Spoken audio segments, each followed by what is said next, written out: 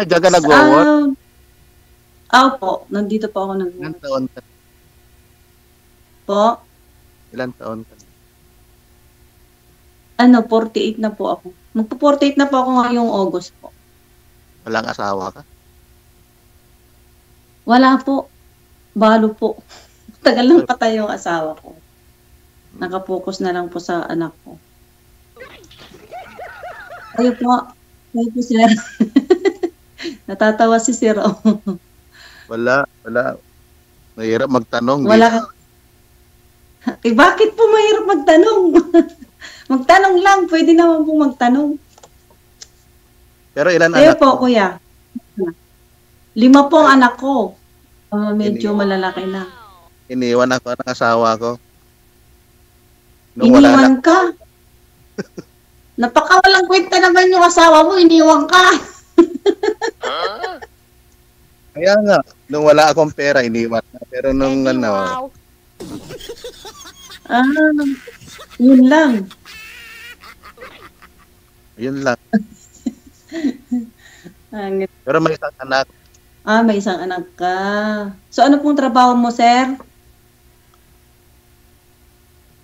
Nasa anak ko ngayon. Ito lang, magsasaka ako. Okay naman yung magsasaka. Marami pa ring pera pag kahit magsasaka. Oo nga eh. Opo. Magsasaka din kasi kami nung medyo may pa kami. Medyo bata-bata pa kami, nagsasaka rin ng mga magulang ko. Ilang taon na po kayong Ilang years ka na dyan? Biyuda, ma'am? Namatay na si mister mo? So, since 10 years na. 2014 po. Bali 11 years na. Years.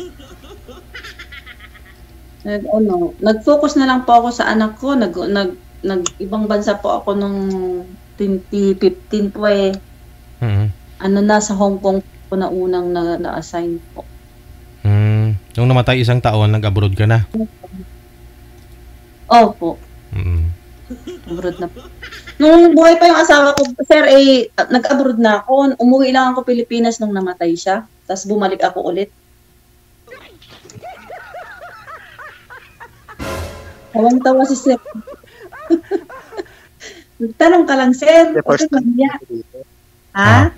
Kayo, sir, bali kayo, sir, ilang taon na ho kayong hiwalay sa asawa? Ba't ho kayo iniwan?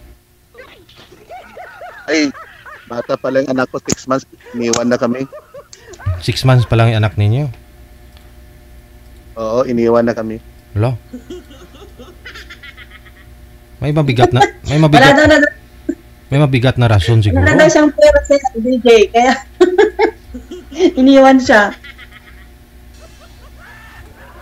Ay, ganun talagang buhay. Oo nga po. Hindi, sumama po ba sa may pera? O nagtatrabaho pa ang sarili niya? Sumama sa may pera. Oo. Baka hindi mo naman kasi nabigyan ng pera, kaya sumama sa iba. May pera ba yung magsasaka? Ang mahalaga ngayon kasi sa mag-asawa, hindi na mahalaga yung pagmamahal ngayon, karamihan pera na. Tama. Kung wala kang pera, wala kang asawa. Paano mo mabubuhay yung pamilya mo kung wala kang pera? Tama ka. Opo. Ano po yung pangalan mo? Sorry. Po. Maribel. Maribel Reyes po. Tawagan mo na lang akong Kuya Abel.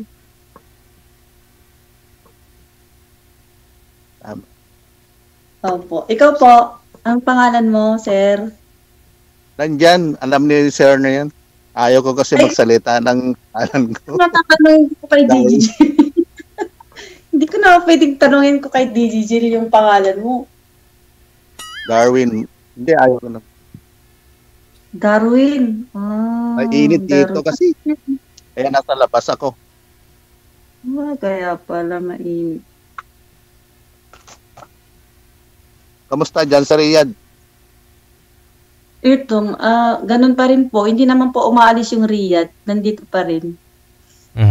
Bali, ano po ma'am, no? Sa 11 years na biyuda po kayo, wala pa ho kayong nakasama ulit? Ka-live-in? Meron po, sir. Pero lang, nung umalis ulit ako, pumunta ako ng Singapore. Ipinagpalit naman ako. Pag uwi ko, may iba ng asawa naman. Hindi ka nagkaanak sa kanya? Hindi po. Wala eh. Kasi nag-asawa. Ilang buwan lang kami nagsama ng mga 3 months. Tapos bumalik na ako dito. Wala na. Ganun kasi talaga yung mga manloloko. Marami din kasi mga lalaki. Ay, marami dyan. Siguro ako dyan, bilang na rin ako. Kasi nawalan din ako ng asawa.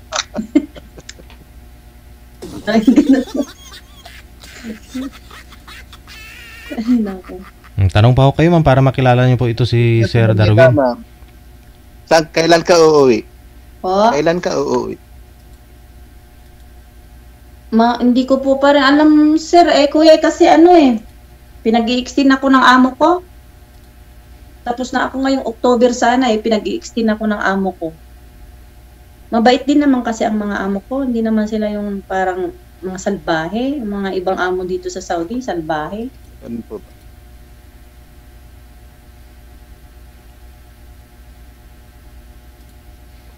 Ikaw po, sir. Wala ako may tanong.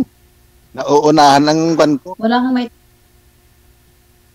nervyos. Ba't ka maninervyos? Ilocano ka, kuya? Hindi ako ninenervyos. Nawawalan ako ng tanong.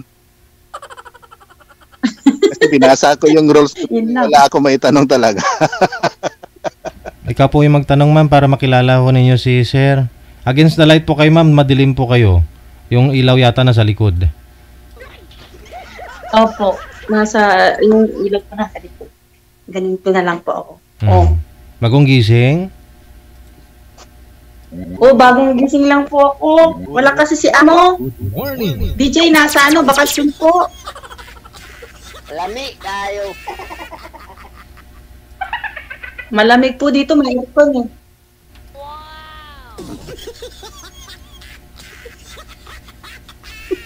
Parang wala akong may nasabi.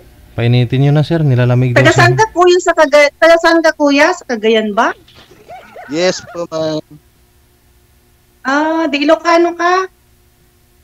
Chinese. Yes po, ma'am. Marunong din ako mag-Ilocano. Taga Nueva Ecija man ako. Alam ko naman yung Ilocana, yung mga taga Nueva Ecija. Opo.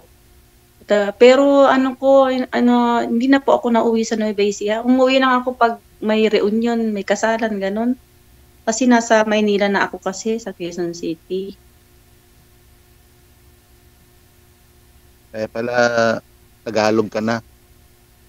Opo. Ilang taon ka na, kuya? 50. 50? Oo, matanda na eh. Ay, pwede pa! Makakarami pa tayo. Charot. Lamig tayo. Ikaw po ba ma'am, ilang taon na ho kayo? Magpo-48 na pa ako DJ sa August po. Di makasampu pa. Ay, oo, makasampu pa. Opo, pwede pa. Sampung ubo. Natawa si Dave.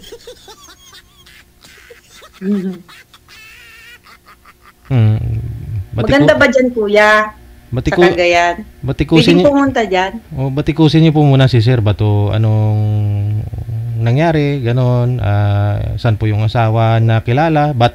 Kasi Sir, di ba? Sabi niyo, 6 months lang 6 months yung anak niyo, iniwan ho kayo, nagsama sa ibang lalaki. Ibig po sabihin nun, mayaman po kayo nung nililigawan mo siya. Tapos, nung nawala na ho yung pera mo, nung nanganak ko siya, iniwan lang sa'yo kasi wala ka ng pera. Nung una may pera ka, ganun. Ganun na talaga. Ganun na kwento. Baka siguro nung nililigawan mo pinakitaan mo ng sports car. Maraming bandol-bandel na pera, kaya siguro yun lang. Mukhang ikaw yung inanakan. Iba lang kasi yung ganun talaga yung mga babae doon sa area na yun. Ay, ganon? Parang kulang na lang, sir. Mukhang pera. Kasi nga pera yung habol Oo, tama. Saan lugar po ba yun si misis mo, yung nanay ng bata? Ikon na yun, wag na natin pag-usapan yung para aware na rin po yung mga viewers natin kasi sabi nyo yung lugar na yun, di ba? Para alam nila yung taga-lugar na yan, mukhang pera. Hindi, para siyempre kuya, gusto ko rin malaman para alam kong mag-adjust kasi baka magkaugali kami ng asawa mo, minsan sa amin talagang may mga anak. Mukhang pera talaga kami. Oo, siyempre, no. Pakain mo yung anak. Hindi ka naman kasi mabubuhay sa pagmamahal lang. Kailangan talaga may financial. Kaya nga, lugi yung mga lalaki kapag walang pera, ayaw na nila. Ay, ganun. Depende naman kasi. Baka naman kasi nagbibigay ka 50 pesos lang. Hindi naman pwedeng makain yung 50 pesos. Sabagay. Kung ganun 50, wala maibili yung 50 talaga. Oo, isang sardinas nga. Isang sardinas nga, 28 sa tindahan Minsan 30. Po, DJ. Minsan 30 pa. Mahal nga Yung isang kanin, 20. Yung sardinas, 30. Sakto lang talaga yung 50. 1 meal. 1 meal talaga.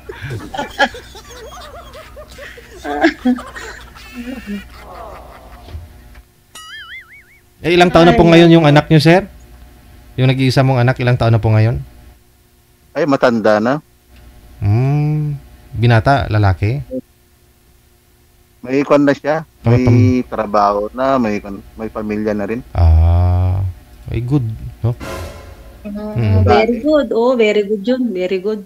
Pero may tagal na. Kung ganun, 6 months pa lang ho iniwan. Ngayon, pamilyado na rin po anak mo. Matagal na po kayong single. Matagal na. Hindi ka nakahanap ng mapapangasawa talaga na totoo, hindi ka iiwanan, ganun. Nakahanap din. Iniwan siya ulit. Iniwan ulit. Iniwan kasi may asawa pala. Ikaw yung nang iwan. Iba na ngayon. Gumanti ka lang. May asawa. Oo. At least iniwan mo. Importante, di ka lugi. Yung masama yung may asawa. Kasalanan niya po yun. Kasi alam niya may asawa .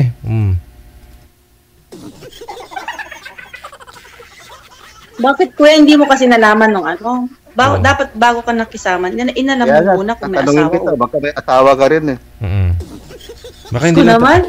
Asawa lang naman pala. Marami akong asawa. Pangilan ka na nga kaya. Naniwala naman. Hindi, wala akong asawa. Hindi naman ako makikisali dito kung Naghahanap talaga ako ng forever. Yung bubuhay sa akin sa mga anak ko.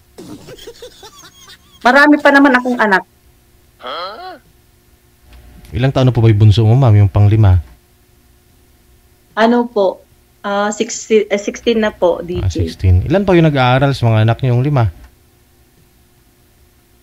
Yung bunso na lang po, yung pinag-aaral ko. Yung 3 po, may pamilya na. Kaya lang, siyempre kahit may pamilya na yung mga anak ko, nagbibigay pa rin si mama na lahat na naman.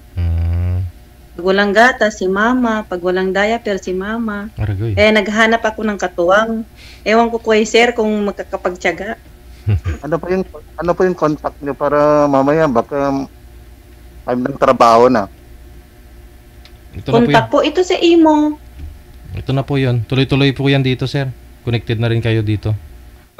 Pwede na rin dito sa imo. Kasi trabaho time kasi ito. Trabaho time pa ba? Kaya pala. Sige po. Saan po ba kayo nagtatrabaho, sir? Sabi niyo sa farm mo. Sobrang init pa pag ganitong oras. Dapat mga alas 3 ka kung sarili mong farm yan. Mga Hindi naman, hindi Kaya naman. nga. Magsasaka lang ako. Oo. Oo, magsasaka lang si kuya. Hmm. Wala namang masama sa pagsasaka po. Sabi na ng... Mayaman nga po yung mga magsasaka eh. Oh, pare, di ako lugi na dito ng mga nagtatrabaho kasi. Ganun po. O, kontakin na lang kita Sige sa... Sige po. Walang Para problema. Salamat, DJ. Sige. May trabaho ka na, sir? Oo, kasalukuyan na. Nagtrabaho na daw siya, DJ. Bitin! Binitin mo si ma'am. Bagong gising pa naman yun yan si ma'am. Hindi pa nakakapi, oy. Hindi pa nga ako nagkakapi, DJ. Ano ba yan? Kukontakin mo na lang ako sa imo. Puro ka naman busy. Paano naman ako magtatawag? Gabi ka na lang tatawag. Ayaw ko naman nakaka-istorbo. Baka mamaya may istorbo to. Sabihin mo ng ganun.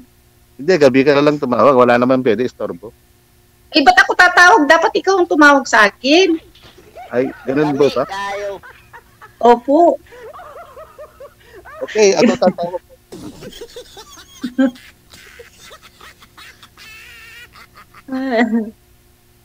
Ano? Ano yan, DJ? Wala na. Nawala. Opo. Wala na. Ayun na lang po, ma'am, no? Hintayin nyo na lang po siguro na Opo. mag-chat siya sa'yo. Maraming salamat. Good morning. Thank you po. Salamat po. Thank you po.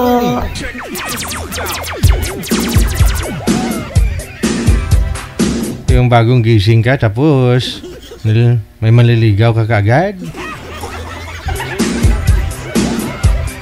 Ba't kasi tinatakpan ni sir yung ilong? Ma'am kasi, bagong gising, maghugas. Di pa kasi siguro umuwi yung maliligaw mo kasi hindi ka pa nagawa. Bagong gising. Tinatakpan mo kasi ni sir yung ilong. Di ba nagtutbrush si ma'am kasi bagong gising.